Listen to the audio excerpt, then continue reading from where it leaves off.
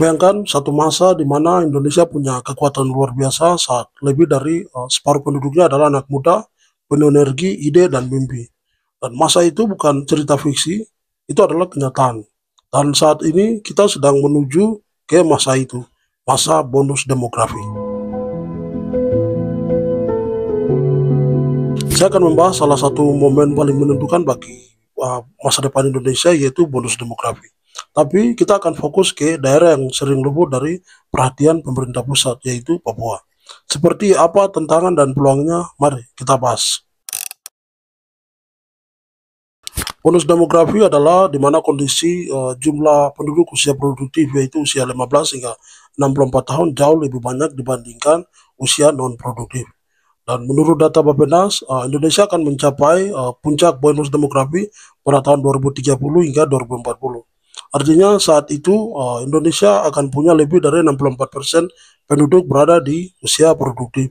Dan ini adalah kesempatan emas kalau dikelola dengan baik. Bonus demografi bisa mendorong pertumbuhan ekonomi, meningkatkan pendapatan negara, dan memperbaiki kualitas hidup masyarakat.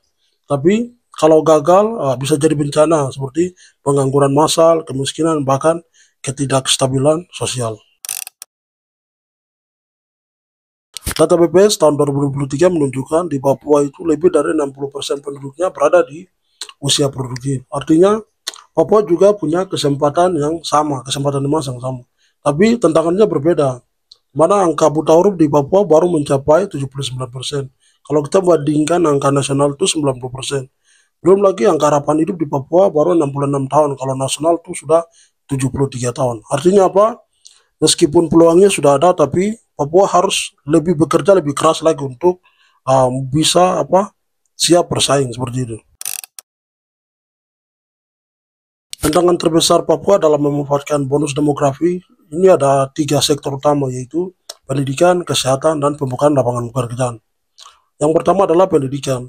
Jadi banyak daerah di Papua itu belum memiliki akses sekolah menengah dan perguruan tinggi yang memadai.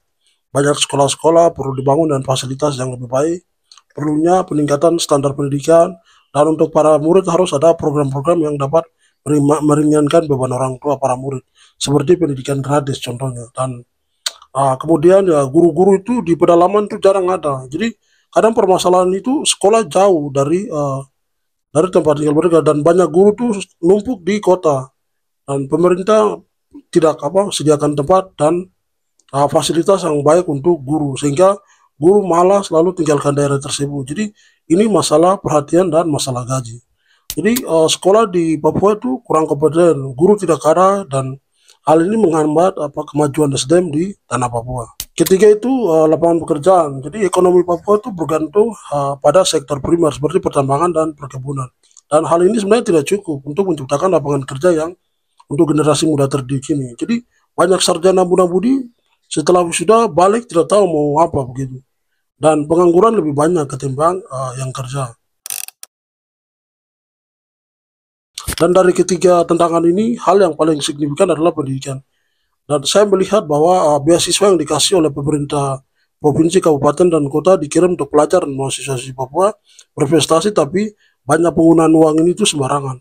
Banyak anak muda-mudi itu mereka menggunakan uang tersebut untuk jalan-jalan, traveling, miras, dan yang parahnya lagi itu masih minta kiriman dari orang tua. Padahal sudah dikasih beasiswa, tapi merasa belum cukup. Dan ini kurang baik.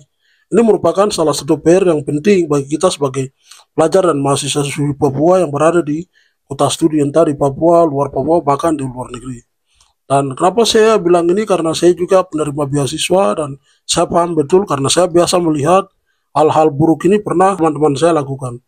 Dan parahnya lagi itu masyarakat Papua itu terlalu bergantung pada pemerintah, dan masyarakat terlalu bergantung pada pemerintah untuk dapat sumber daya, dan hal ini bikin sulit kita sebagai orang asli Papua, bikin kita untuk tidak bisa mandiri dan tidak bisa mengembangkan potensi kita.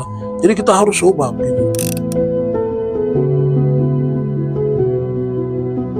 Dengan bonus demografi yang akan datang ini, Papua harus mengembangkan sektor ekonomi yang kreatif melalui pariwisata, teknologi digital, dan pertanian modern. Jadi pemerintah pusat memang sudah mendorong melalui program otsus, tapi untuk program pembangunan besar-besaran, walaupun masih banyak warga Papua yang belum menikmati hasil otsus ini.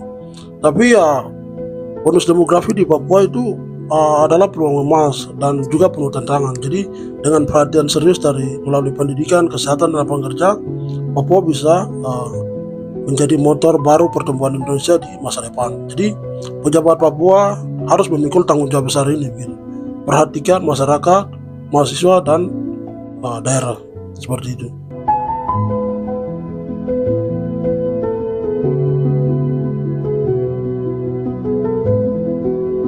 Dunia ini bisa hancur kalau tidak ada orang yang kurang kompeten, karena yang tidak berkompeten terlalu banyak, gitu. Terima kasih.